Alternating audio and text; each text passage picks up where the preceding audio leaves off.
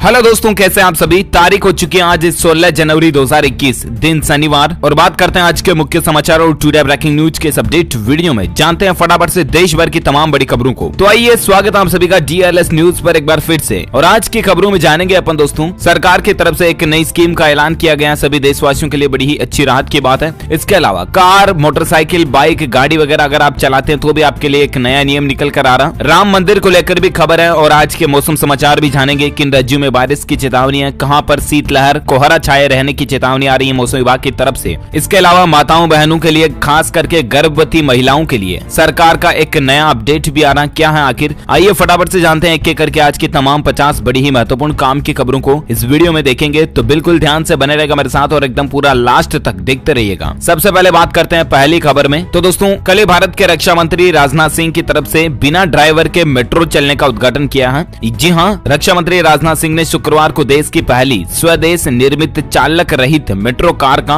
BEMLV निर्माण केंद्र में उद्घाटन किया। और ये आत्मनिर्भर भारत के तहत मतलब स्वदेशी है, पूरी कंप्लीट भारत में बनी हुई है, तो अच्छी पहल है ये। इसके अलावा कई शहरों से ट्रेन के जरिए अब आप स्टैच्यू ऑफ यूनिटी तक पहुंच पाओगे, क्योंकि 17 जनवरी से नई सेवाएं शुरू होने जा रही हैं। जी हां, गुजरात के केवड़िया के लिए कई जगहों पर अब ट्रेन जाएगी, जहां पर आप statue of unity, Sardar Vallabh भाई पटेल जी की जो मूर्ति है, प्रतिमा है, वहां तक अगर आप पर्यटक के रूप में जाना चाहते हैं तो जा पाओगे। अब वाराणसी, दादर, दिल्ली, अहमदाबाद, रीवा, चेन्नई स्टेशन, कई जगहों पर आपको इसके लिए ट्रेनें देखने को मिल जाएगी। जी हां, 17 जनवरी को तकरीबन 8 ट्रेनों को हरी झंडी दिखाएंगे भारत के प्रधानमंत्री नरेंद्र मोदी, जिससे कि आपका स्टैच्यू ऑफ यूनिटी तक पहुंचना अब आसान हो जाएगा। और साथ ही अगली खबर देखिए दोस्तों, राजधानी दिल्ली में एक नया नियम बना दिया गया है। एक तो अब कार में पीछे बैठने वाले को भी सीट बेल्ट लगानी पड़ेगी, और अगर नहीं लगाओगे तो जुर्माना चालान लगेगा। और बाइक पर भी एक सख्त नियम बना दिया, और वो क्या पता है, बाइक में साइड मिरर लगाना कंपलसरी होगा। साइड मिरर अगर बाइक में नहीं लग रहा ना तो भी आपको जुर्माना देना पड़ेगा। आपको पता होगा ज्यादातर लोग बाग जो है मतलब 4 व्हीलर कार वगैरह में तो साइड मिरर लगाते ही हैं, लेकिन बाइक में क्या है कि यूज नहीं करते हैं कई सारे लोग बाग उनको साइड मिरर को, और इसीलिए हटा देते हैं अपनी गाड़ी से। उनकी जगह कई लोग तो अलग अलग मतलब कुछ फैशन के तौर पर हर कुछ ही लगा देते हैं, और बाकी कई लोगों को साइड मिरर पसंद नहीं होते तो अपनी बाइक से हटा देते हैं, राइट। लेकिन अब राजधानी दिल्ली में इस तरह का नया नियम बना दिया गया कि 2 व्हीलर में अगर साइड मिरर नहीं लगा हुआ है ना तो आपका चालान कट सकता है, ट्रैफिक पुलिस आपका जुर्माना लगा सकती है। साइड मिरर लगाना अब अनिवार्य होगा, कंपलसरी होगा, ठीक है ना। और एक कार में पीछे बैठने वाले को भी सीट बेल्ट लगाना जरूरी होगा। बाकी 500 से लेकर 1000 रुपए तक का जुर्माना आपका लग सकता है। सो अगर आप भी कार बाइक वगैरह चलाते हैं तो जाहिर सी बात चलाते होंगे, तो इन बातों का ध्यान रखें, राजधानी दिल्ली में रहते हैं तो।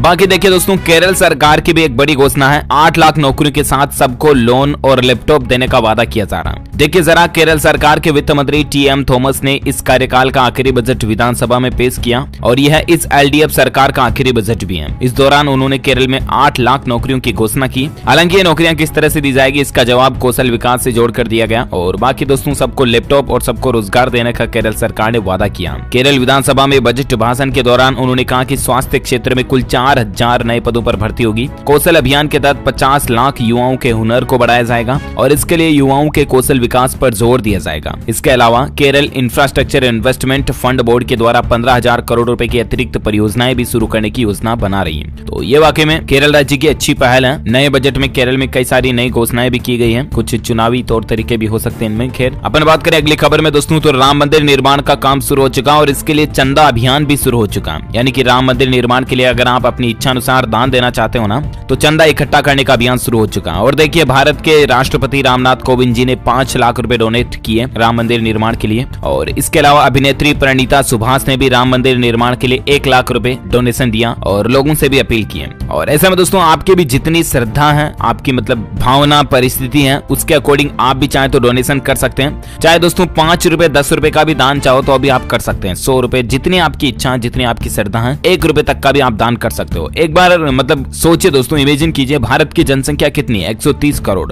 मान लीजिए 100 करोड़ लोग भी अगर 1-1 रुपया भी दान करते हैं ना, तो कितना कलेक्शन होगा? कैलकुलेशन लगाई कभी? 100 करोड़ रुपए का कलेक्शन, तो सिर्फ 1-1 रुपया भी अगर 100 करोड़ लोग देंगे भारत के देशवासी राम मंदिर निर्माण के लिए, तो 100 करोड़ का कलेक्शन तो ऐसे ही हो जाएगा, है ना। मतलब कितनी अमेजिंग बात। कहते हैं ना, वो बूंद बूंद से घड़ा भरता है। तो आपकी जितनी श्रद्धा है, आप उतना ही डोनेशन दीजिए, और राम मंदिर निर्माण का आप भी एक हिस्सा बन सकते हैं, है ना। और साथ ही अगली खबर देखिए दोस्तों, one nation one ration card को लागू करने वाला 11वां राज्य बन चुका है तमिलनाडु। अब तक टोटल 11 राज्यों में एक देश एक राशन कार्ड योजना शुरू हो चुकी है। कौन कौन से राज्यों में? आंध्र प्रदेश, गोवा, गुजरात, हरियाणा, कर्नाटक, केरल, मध्य प्रदेश, तेलंगाना, त्रिपुरा और उत्तर प्रदेश। और जिसके बाद अब तमिलनाडु भी ये राज्य बन चुका जो one nation one ration card योजना लागू कर चुका। वैसे ये योजना है क्या तो आपको पता होगा, नहीं तो मैं आपको शॉर्टली बता दूं। One nation one ration card का मतलब है दोस्तों कि जिस राज्य में आप रहते हो ना, उस राशन कार्ड से, उस राज्य के राशन कार्ड से आप पूरे भारत में कहीं पर भी सरकारी राशन की दुकान से राशन ले पाओगे। समझ रहे हो ना, क्योंकि बहुत से लोग ऐसे होते हैं जो बाहर रहते हैं या बाहर दान की मजदूरी करते हैं, तो उन लोगों के लिए सरकार ने खास करके ये योजना का मकसद रखा है। कहने का मतलब आप अपने राशन कार्ड से भारत में कहीं पर भी राशन खरीद सकेंगे सरकारी दरों पर, है ना। अच्छा, अगले अपडेट में बात करें आज के मौसम समाचार को लेकर अपडेट है दोस्तों। राजधानी दिल्ली में अभी कुछ और दिन कोहरा जारी रहेगा और शीतलहर का कहर अभी भी चल रहा है और शीतलहर का कहर भी अभी भी जारी रहेगा। वैसे संपूर्ण भारत का आज 16 जनवरी 2021 का मौसम पूर्वानुमान आखिर क्या कहता है तो दोस्तों, अगले 24 से 48 घंटों के दौरान तमिलनाडु और लक्षद्वीप के कुछ हिस्सों में हल्की से मध्यम बारिश हो सकती है। एक दो जगहों पर तेज बारिश भी देखने को मिल सकती है और बाकी 24 घंटों के बाद बारिश की गतिविधियों में कमी आएगी। केरल में भी हल्की से मध्यम बारिश होने की उम्मीद है। उत्तर पश्चिम और मध्य भारत के कुछ इलाकों में शीतलहर और दिन में कड़ाके की ठंड भी बनी रह सकती है। ये मौसम विभाग का अलर्ट है। और बाकी पंजाब, हरियाणा, उत्तर प्रदेश, दिल्ली, मध्य प्रदेश समेत कई भारत के कई भागों में न्यूनतम तापमान 16 जनवरी से एक बार फिर से गिर सकता है, यानी कि 16 तारीख के बाद फिर से ठंड बढ़ सकती है ना। मौसम विभाग का यह अलर्ट है। और वही बात करें सराफा बाजार में सोने चांदी के रेट को लेकर तो दोस्तों सोना और भी ज्यादा महंगा हुआ है, चांदी भी चमकी है। जी हाँ, सोने की नई कीमतों की बात करें दोस्तों तो सोने का भाव 286 रुपए प्रति 10 ग्राम बढ़ा है और उसके बाद सोने की नई रेट 48,690 रुपए प्रति 10 ग्राम तक पहुंच चुकी है। और वहीं चांदी की बात करें दोस्तों तो चांदी की कीमत में आज 558 रुपए प्रति किलोग्राम की बढ़ोतरी हुई और उसके बाद चांदी की नई रेट 65,147 रुपए प्रति किलोग्राम पर पहुंच चुकी है। ओके,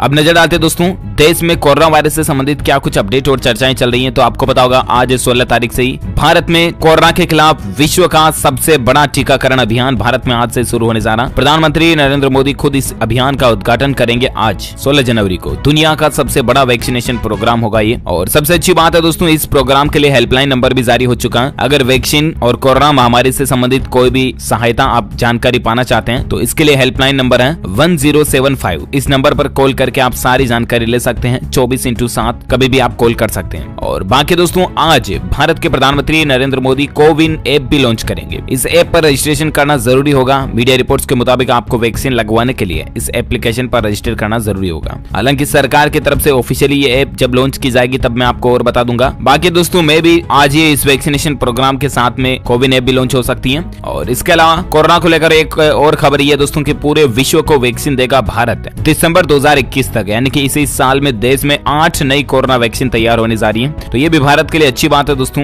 क्योंकि इतनी सारी कंपनियां जो कोरोना वैक्सीन को प्रिपरेशन कर रही हैं, इससे भारत जो है वो जिस तरह से दोस्तों पीपीई किट वगैरह भारत में फुल सप्लाई से बनने लगे थे, पहले भारत में थे ही नहीं, बाहर से मंगा रहे थे, लेकिन फिर भारत में ही बनने लगे और भारत दुनिया के दूसरे देशों को भी एक्सपोर्ट करने लगा। राइट, ठीक उसी तरह से भगवान ने अगर चाहा सब कुछ सही ठीक ठाक रहा तो कोरोना वैक्सीन भी भारत जल्दी सक्सेसफुली बना करके दुनिया के दूसरे देशों को भी देगा, एक्सपोर्ट करेगा। तो पता है इससे भारत को एक तो अच्छी कमाई भी होगी और भारत में खुद की वैक्सीन लगेगी तो आत्मनिर्भर भारत के तहत वैक्सीन का खर्चा भी भारत के लोगों के लिए कम ही रहेगा। तो अच्छी बात है एटलीस्ट। और बाकी देखिए दोस्तों और एक खबर कि सरकार ने गर्भवती और दूध पिलाने वाली महिलाओं को कोरोना वैक्सीन लगवाने से मना कर दिया। स्वास्थ्य मंत्रालय ने इसके पीछे कारण भी बताया। जी हाँ, जो कोरोना वायरस के खिलाफ आज 16 तारीख से देश भर में टीकाकरण का अभियान शुरू होने जा रहा ना, इसमें सरकार ने पहले से स्पष्ट कर दिया कि एक तो गर्भवती माताएं, बहनें, महिलाएं टीका नहीं लगवाएं। इसके अलावा बच्चों को दूध पिलाने वाली महिलाओं को भी टीका ना लगवाने की सलाह दी गई है। आखिर क्यों ऐसा? तो केंद्रीय स्वास्थ्य मंत्रालय का कहना है दोस्तों की कोविड-19 टीकों को बच्चे, गर्भवती और दूध पिलाने वाली महिलाएं न लगवाएं क्योंकि इन पर किसी भी कोरोना वायरस के टीके का क्लिनिकल ट्रायल नहीं किया गया, यानी कि ऐसे पेशेंट पर ट्रायल ही नहीं किया तो ये दवाई उन पेशेंट के लिए क्या कुछ साइड इफेक्ट नहीं कर दें कहीं, इसीलिए सरकार ने मतलब ये कह दिया कि इस कैटेगरी वाले लोग, माताएं बहनें जो है कोरोना टीका ना लगवाएं, ठीक है ना। और साथ ही अगली खबर देख सकते हैं दोस्तों, 31 जनवरी तक ब्रिटेन से लौटने वालों को रहना होगा क्वारंटीन। जी हाँ, क्योंकि ब्रिटेन में नया कोरोना वायरस का स्ट्रेन पाया गया था, आपको पता होगा, तो इसीलिए जो मतलब ब्रिटेन से लोग आएंगे ना तो उनको 31 जनवरी तक अब क्वारंटीन रहना ही पड़ेगा, ठीक है। अच्छा, इसके अलावा दोस्तों कोरोना वायरस के माहौल के बीच नाइट कर्फ्यू की मियाद भी बढ़ चुकी है। कहां पर? तो गुजरात के 4 शहरों में 31 जनवरी तक अब नाइट कर्फ्यू लागू रहेगा। गुजरात के मुख्यमंत्री विजय रूपाणी ने शुक्रवार को यानी कल ही जामनगर में यह ऐलान किया। उन्होंने कहा कि अहमदाबाद समेत गुजरात के 4 महानगरों में 31 जनवरी तक नाइट कर्फ्यू जारी रहेगा। इन शहरों में रात 10 बजे से लेकर सुबह 6 बजे तक कर्फ्यू लागू किया गया है। कहां? तो एक तो गुजरात के राजकोट, वडोदरा, सूरत और अहमदाबाद, इन जगहों पर नाइट कर्फ्यू रहेगा, है ना, 31 जनवरी तक। और बाकी दोस्तों भारत में आज के ताजा कोरोना डेटा की अगर बात करें ना तो कल रात 10 बजे तक के आंकड़ों के मुताबिक भारत में पिछले 24 घंटों के दौरान 13,200 से ज्यादा नए कोरोना संक्रमित संक्रमित मामले देखे गए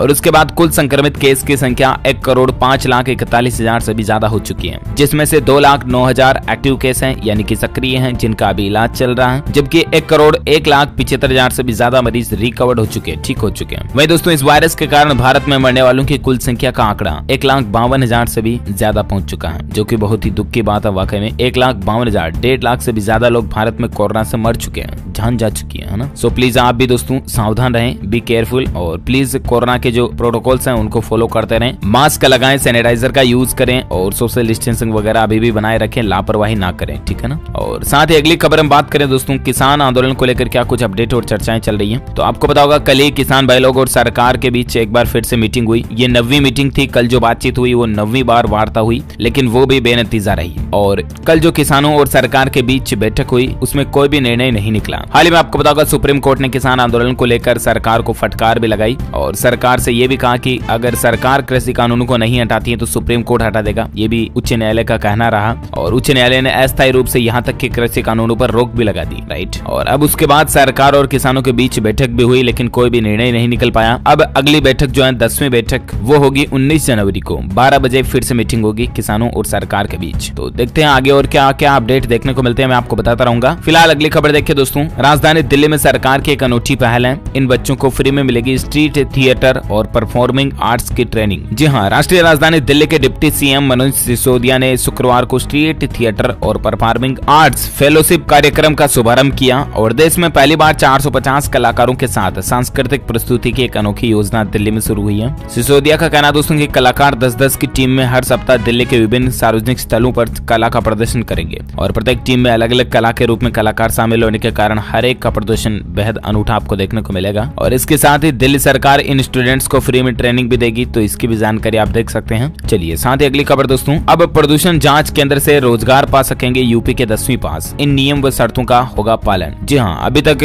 पेट्रोल टंकी या फिर मान्यता प्राप्त गैराजों समेत कुछ गिनी चुनी संस्थाओं को ही प्रदूषण जांच केंद्रों को खोलने की अनुमति थी, राइट। लेकिन अब प्राइवेट क्षेत्र में भी इसे खोले जाने की अनुमति दे दी गई है। तय नियमों और शर्तों का पालन करने वाला कोई भी व्यक्ति प्रदूषण जांच केंद्र खोल करके प्रमाण पत्र जारी कर सकेगा। उत्तर प्रदेश ऑनलाइन मोटरयान प्रदूषण योजना जांच केंद्र 2020 में नए प्रावधान किए गए हैं और इसका सीधा लाभ यूपी के बेरोजगारों को मिलेगा। कहने का मतलब दोस्तों, पहले पेट्रोल पंप वगैरह के पास में ही प्रदूषण जांच केंद्र खोलने की अनुमति होती थी, राइट। लेकिन अब आप कहीं पर भी इसका फायदा ले सकते हैं और आपको रोजगार पाने के लिए भी एक अच्छा ऑप्शन भी है। प्रदूषण जांच केंद्र कहीं पर भी खोल करके आप भी कमाई का साधन बना सकते हैं यूपी में, है ना। इसके लिए कुछ नियम और शर्तें हैं। अब कोई भी व्यक्ति केंद्र लेने के लिए आवेदन कर सकेगा। परिवहन विभाग द्वारा मान्यता प्राप्त गैराज होना चाहिए। NGO, trust, firm, company, private limited, public limited, partnership, proprietorship, Uttar Pradesh राज्य सड़क परिवहन निगम की कार्यशाला के अकॉर्डिंग आप भी ये काम कर सकते हैं। ओके, साथ ही अगली खबर देखिए दोस्तों, भारतीय स्टेट बैंक एसबीआई में अगर आपका खाता है, यहाँ तक कि किसी भी बैंक में खाता, तो आपको ये चेतावनी जरूर जान लेनी चाहिए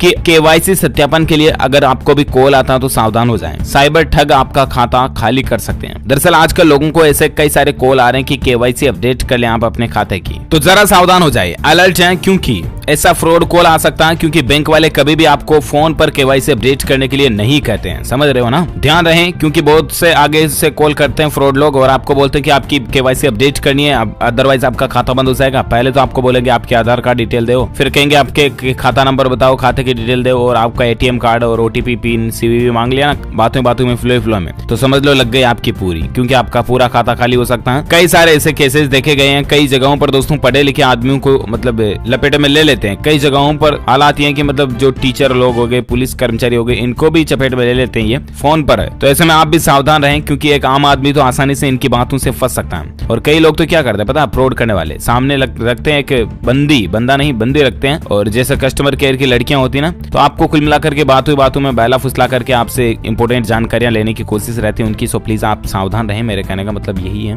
और बाकी अगली खबर देखिए, घर खरीदने वालों के लिए हमारे देश के सुप्रीम कोर्ट सर्वोच्च न्यायालय ने एक बड़ा फैसला दिया है। वक्त पर अगर आपको फ्लैट नहीं मिलेगा तो फिर ब्याज समेत आपको लौटानी होगी पूरी रकम। कहने का मतलब आपको बिल्डर्स को आपको पूरी रकम लौटानी पड़ेगी, समझ रहे हो ना। सिंपल मतलब ये है कि अगर आप घर खरीदने की प्लानिंग बना रहे हो और आपने बिल्डर्स को पैसे भी दे दिए, लेकिन समय पर आपको आपका फ्लैट नहीं मिलता ना, तो फिर बिल्डर्स आपको पूरी राशि, आपकी जितनी भी रकम है वो ब्याज समेत आपको वापस लौटाएगा। ये दोस्तों सुप्रीम कोर्ट का फैसला, तो इससे देश भर में घर खरीदने वाले जो होम बायर्स हैं उनको राहत मिलेगी। और साथ ही अगली खबर देखिए, नाइट कर्फ्यू को लेकर इधर और एक खबर ये भी कि राजस्थान राज्य में भी जयपुर सहित 13 शहरों में नाइट कर्फ्यू अभी भी जारी रहेगा। रात को 8 बजे से लेकर सुबह 6 बजे तक कई सारे शहरों में रात्रि कर्फ्यू जारी रहेगा। पहले 15 जनवरी इसकी लास्ट डेट थी, तो इसको राजस्थान सरकार ने भी बढ़ाने का फैसला किया है। अगले आदेश तक ये जारी रहेगा, है ना। कुल मिलाकर के इसके लिए फिक्स तारीख नहीं है। और बाकी अगली खबर देखिए, उत्तर प्रदेश में आपको पता होगा हाल ही में योगी सरकार ने फिल्म सिटी बनाने का ऐलान किया था, राइट। और अब उत्तर प्रदेश के बाद हरियाणा राज्य में भी फिल्म सिटी बन रही है। हरियाणा के मुख्यमंत्री खट्टर ने इसके लिए 100 एकड़ जमीन स्वीकृत भी कर दी है। तो ये वाकई में दोस्तों हरियाणा राज्य के लोगों के लिए भी राहत की बात है। वहां पर फिल्म सिटी बनेगी तो जाहिर सी बात है कारोबार बढ़ेगा, इंडस्ट्री बढ़ेगी, लोगों को रोजगार मिलेगा, है ना। और साथ ही अगली खबर देखिए दोस्तों, कुछ एजुकेशन शिक्षा से संबंधित खबरें फटाफट से मैं आपको अपडेट बता देता हूँ। एक तो दोस्तों राजस्थान राज्य के परीक्षा के पैटर्न में कुछ बदलाव किए गए हैं। कक्षा 6वीं से लेकर 8वीं तक के छात्रों को स्कूल में मिलेंगे 50% अंक, मतलब स्कूल से 50% अंक मिल जाएंगे और बाकी 50% अंक के लिए उनको परीक्षा देनी पड़ेगी। कहने का मतलब कि पासिंग मार्क्स से ज्यादा तो उनको डायरेक्टली ही मिल जाएंगे। जिस तरह से बोर्ड के एग्जाम में होता है ना, कुछ नंबर्स यहाँ से स्कूल वाले भेजते हैं और कुछ नंबर्स बाकी नंबर जो बोर्ड एग्जाम में लाने पड़ते हैं, तो इस तरह से अब 6वीं से लेकर 8वीं तक के छात्रों को 50% अंक स्कूल से इंटरनल मार्क्स के रूप में मिल जाएंगे और बाकी 50% अंक लाकर उनको परीक्षा देनी होगी, है ना। तो ये एक बड़ा बदलाव है एजुकेशन में। और इसके अलावा और एक खबर देखिए, इग्नू की जनवरी 2021 सेशन के लिए री रजिस्ट्रेशन की तारीख भी बढ़ चुकी है। अब किस तारीख तक आप अप्लाई कर सकते हैं, तो 31 जनवरी तक स्टूडेंट्स भाई लोग जो ऑनलाइन रजिस्ट्रेशन कर सकते हैं। ओके, साथ ही और एक खबर देखिए, यूपीपीएससी ने जारी किया 2021 का एग्जाम कैलेंडर। जी हाँ, उत्तर प्रदेश लोक सेवा आयोग ने दोस्तों परीक्षाओं का वार्षिक कैलेंडर जारी किया। 2021 में पूरे साल में यूपीपीएससी के क्या क्या एग्जाम होंगे, किस किस तारीख को होंगे, क्या